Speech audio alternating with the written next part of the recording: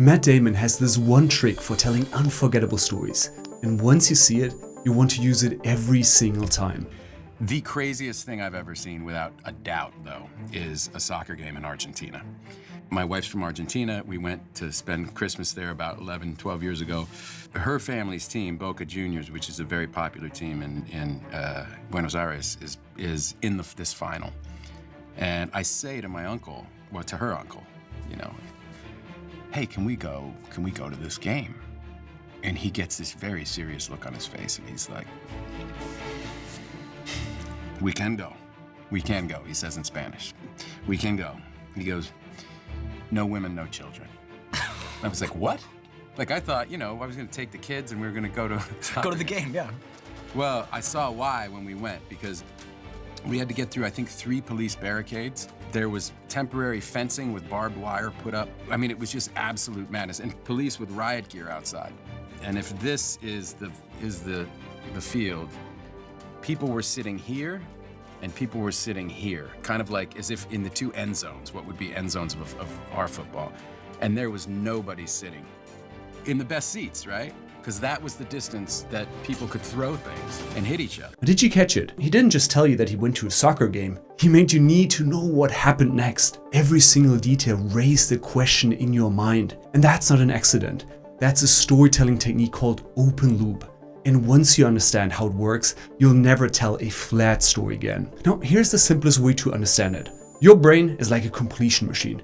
When something is unfinished, it cannot let go of it. You know that feeling when you have this song stuck in your head, but you can't remember the title and it drives you absolutely crazy? Well, that's your brain refusing to close this open loop. Great storytellers weaponize that instinct. They deliberately put open questions in your mind that they know you need answered. And as long as those questions stay open, you keep listening. And there are actually 5 techniques to do exactly that. By the way, if we haven't met yet, my name is Philipp and I've written 3 best-selling books on storytelling. Let's start with the first technique, the trailer.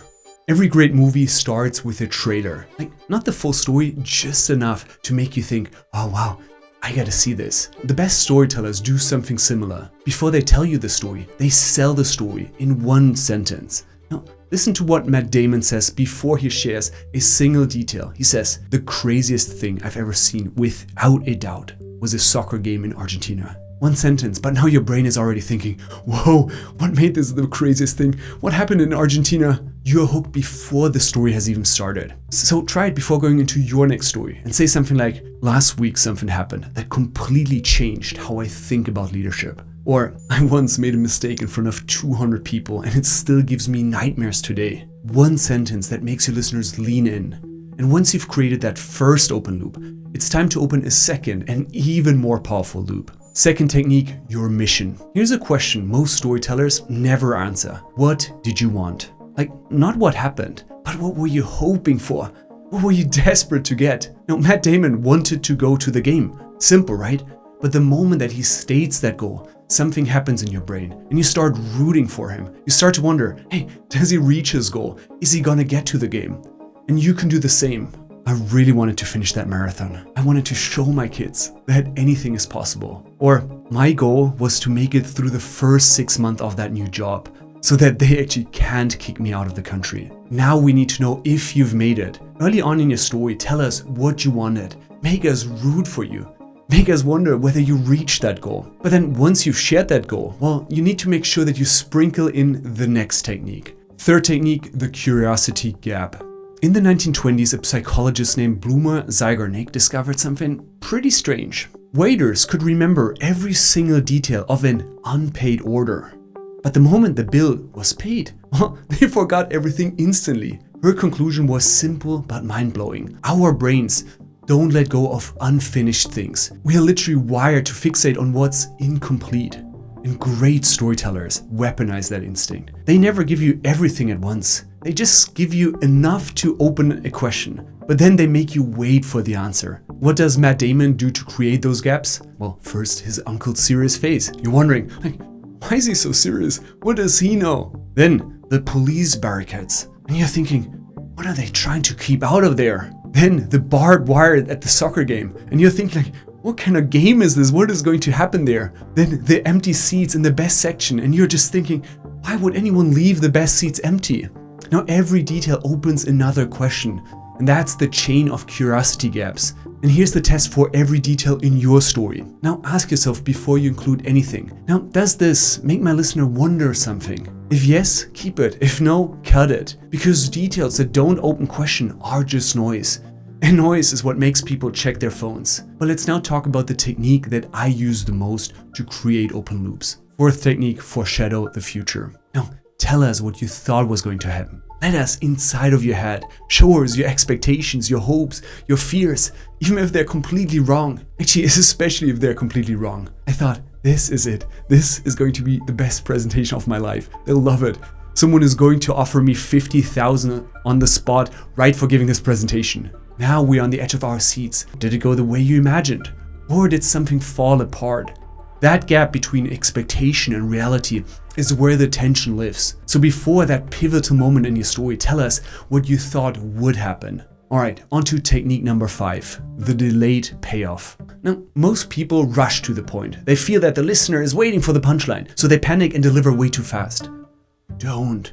The longer you delay that payoff while keeping your listeners engaged, well, the more satisfying the landing will be. Think of it almost like a rubber band, right? The further you pull it away, the harder it snaps. Your job as a storyteller is to keep pulling back and back. One more detail, one more obstacle, one more layer of tension before you finally let go. You can also think of it like this false summit on the mountain. You know that feeling when you're hiking and you think you see the top, so you push hard, but then you get there and you realize, there's another peak up there. That's what you want to do in your story. Just when the listener thinks that you're about to resolve it, introduce one more complication. For example, and just when I thought it was over, this happened. Or that's when things got really interesting. Matt Damon does this masterfully. Just when you understand how crazy the game is, he adds another detail.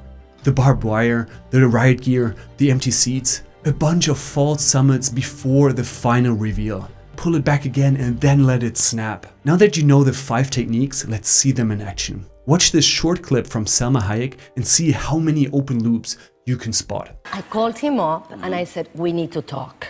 And I'm not that kind of girl. I never do the we need to talk thing, so he was scared when I said we need to talk. So he called me and I said, listen, this breaks my heart to tell you this news because I know I'm gonna disappoint you. And it's been really hard for me to come up with the courage to say this to you. But I cannot take it any longer. I have to tell you. And you just have to understand that I've been here working so much. I'm so tired. I'm so overworked. And I'm so lonely. Oh.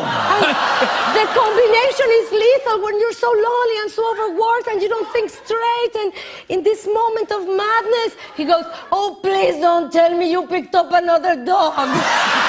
Did you catch them? You weren't just listening, you were dying to know what you did. Open loops are the secret to keeping listeners engaged from the first sentence to the very last. But there's one more layer to great storytelling that most people completely miss. Now check out this next video where I share my favorite storytelling techniques for making your stories impossible to forget. See you there.